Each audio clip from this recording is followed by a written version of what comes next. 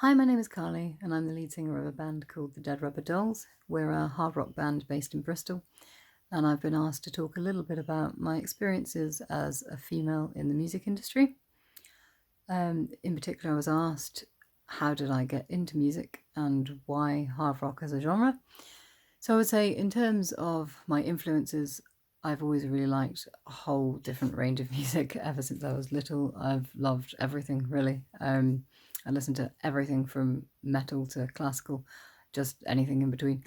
But I always had a real passion for rock, hard rock, metal. Those kind of genres were kind of my favourites, really, I guess. A lot of my early influences were big sort of classic rock bands like Guns N' Roses. So I would say that was kind of where my passion came from for that particular genre. As a child, I always loved performing. I loved being on stage. It felt very natural to me. I wasn't very confident, I wouldn't say, back in those days, but it was something that, I don't know, ignited a spark that nothing else did. And funnily enough, I was actually frightened to death of singing. I didn't really enjoy it at that point. It was more about acting when I was a kid. But I started singing in my late teenage years, just at local karaoke nights, and even that took me quite a long time to build up the confidence to do, because I would go along with friends and watch them and look at the book and think, oh, I'd love to try that, and I just wouldn't do it. And then I was set up as a bit of a joke once by one of my friends. I sang a rendition of Nickelback Rockstar very badly because I was nervous, and I laughed all the way through. So I decided to put a serious song in to try and redeem myself, and from then I was addicted and I just loved it, and I used to go all the time, and I would just sing my heart out at local nights, and it was always just a bit of fun. Never took it seriously or really thought too much of it, but I would get a lot of compliments. So that was kind of a bit of a stepping stone for me, really, in terms of thinking, oh, actually people do believe in me. They do believe I might have something or some kind of ability there. And even though I think deep down I'd always had a lot of confidence in what I could do in life, I didn't feel like my face necessarily fitted. I think there was definitely a feeling that you had to be a certain stereotype. And certainly things have changed an awful lot in that respect, I think in the last 10 years in particular, but generally there was always that feeling that, I don't know, I wouldn't be taken seriously, I guess, if I'd tried it. So that was a factor in why I didn't kind of pursue the music in my younger years. When I was 18 and I had to choose between a creative subject at university and academic subject, because I was quite smart, a lot of people around me encouraged me to do the academics. I ended up doing law. I thought it was something to fall back on, even if I didn't really enjoy it. And I'm 31 now. I've spent all of my 20s working in the legal field, so I have stayed in it, and it's not something that I don't like by any means, but I just felt there was something missing, really. It didn't really fuel the fire, I guess, for me. There was just something that I felt was missing from my life, not having that creative outlet. I did actually train as a counsellor a few years ago. Well, I say a few years ago, I actually qualified last year, but it took me 4 years to do it. It was a really invaluable experience. I really felt that changed my life in so many ways, because it really seriously gave me a massive confidence boost. It taught me a lot about myself, taught me a lot about other people, about my interactions with people. It made me see things very differently, I guess. I think that was part of what gave me the confidence in the first place to actually try the music. So I was kind of a latecomer to the scene. I think I was 27 when I first auditioned for a band. I found an advert on Facebook for a local rock band that were looking for a singer. Their previous singer was male, they were all male, and I didn't really know if they would take me seriously, but I sent a message and said, would you consider a female? I've got no experience, but I'm told by people that they like my voice. They gave me a shot. They said, send us a video, so I did. Went into the studio to audition in person as well, and they gave me the role. So that was a real kind of boost for me. It was the first time that I'd ever experienced anything like that, and being in the studio initially was so nerve-wracking. I just thought, oh, I don't know what I'm doing, I'm out of my depth. But it was a learning curve, really, initially. I think with my first band, probably because of my inexperience, I wouldn't say it was because of my gender at all. I think it was just the fact that I didn't really know what I was doing. I didn't really feel like I belonged, but probably because I came in as an outsider, because a lot of the songs were targeted to a male vocal. I didn't necessarily feel they fitted with me, and I didn't really feel I had much say in things, but I think again that was just a confidence thing on my part because I got on well with the guys and I'm still in touch with them now. So it's nothing to do with them really. But it was quite a slow process. It took a long time to get off the ground. I think it was probably 18 months before we did our first gig because we barely ever rehearsed. And even then we were offered lots of gigs and they didn't really seem to want to do many of them because they didn't fit really with, well, like some of them were midweek and things like that, and some of the members had families. They were all older than me. They were sort of early to late 30s. So I enjoyed it, but I didn't feel it was the right fit for me. So I decided that I would pursue my own project and set about finding other musicians that were looking to set something up from scratch. So all in all, it took me about 2 years to form the Dead Rubber Dolls. It was a difficult process, at times tedious. I think some of the guys that I started out with did end up dropping out basically because it took such a long time to put everything together. And it does, and I think people really underestimate how hard that is when you start out finding musicians that A, get on with each other, B, have the same kind of outlook, same ambition, same desire to achieve what you want to achieve, the same kind of creative styles as well, because obviously you have to like the same type of music and things like that. It's quite a hard process. But I've been very fortunate because I've met some amazing people throughout the process, and I'm still very, very good friends with a lot of the musicians that I've worked with that are now not part of the band.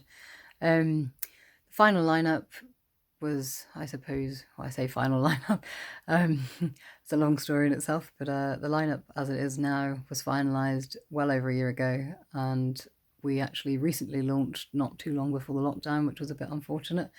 So I can't say I've had extensive experience of gigging yet, really. I didn't do very much with my old band, and the Dead Rubber Dolls are quite new to the scene.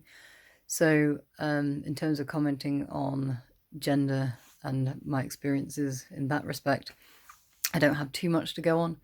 I would say that throughout the whole time that I've been in music, I've never felt like people treated me differently for being a female. Not at all, certainly not my old band, and definitely not the guys that I'm with now. They are always really supportive. Ironically, I only ever had one other female audition and one transgender person audition in the time that I was trying to put the band together, which I thought was interesting in itself, actually. I don't know whether that speaks to the genre. There's certainly a lot of prejudice, I think, in the genre when it comes to women. Sometimes people don't like females fronting rock bands, or don't like seeing females in rock bands. Some people don't associate females with rock. I think that's completely ridiculous, to be honest. I think there are some phenomenal female artists out there, and local bands as well that I could name drop that are doing really, really well that have female leads. So I think, yeah, the genre can sometimes be challenging in that respect, but my personal experience of it hasn't been like that. Everyone's always been really accepting. No one's ever treated me differently for being a woman. And I think certainly the venues in Bristol, I mean, Bristol's quite a diverse scene anyway, really. The venues we've worked with, like Louisiana and the Fleece, they've all been really good. I've never had any problems with any of them. The only occasion I could really recall where I felt like I may have been judged for being female, and again, that's kind of speculation, to be honest, because I don't know that was the case. But I do recall one gig where members of another band had come up to me and my band, and had gone to shake the hand of my guitarist, who was on the right of me, and kind of bypassed me and went straight to the other members. And I did kind of think, oh, does he think that I'm just my guitarist's girlfriend or something? I don't know. But there was a level of that. I was a little bit put out by that, I'm not going to lie. There was a level of me that thought, excuse me, I am the lead here.